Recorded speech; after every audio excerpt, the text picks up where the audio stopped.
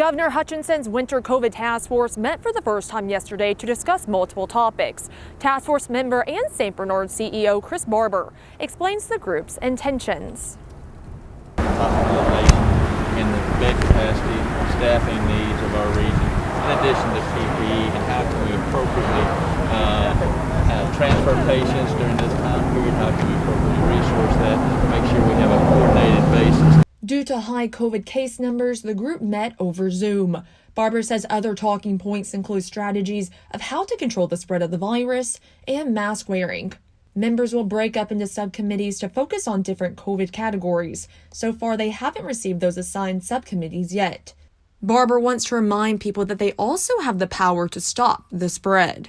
Mask wearing reduces the transmission, and so if we could get better compliance of that with all our entities throughout the organization, with individuals as well, and certainly there's things that we can do to limit large social gatherings. Barber says he expects important and good things to come out of this task force, as the recommendations will help the entire state, not just a sole region.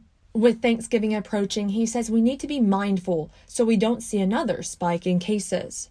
Folks want to see each other and want to get together. And there's a way to do that, but we need to be mindful and take the appropriate approach how we do that. So I think folks can do that regionally, and some folks may do it via Zoom. And it just depends on how the age of their loved one or where they're living or their certain circumstances.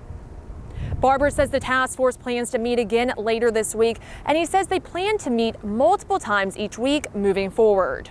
For Northeast Arkansas News, I am Sarah Doan in Jonesboro.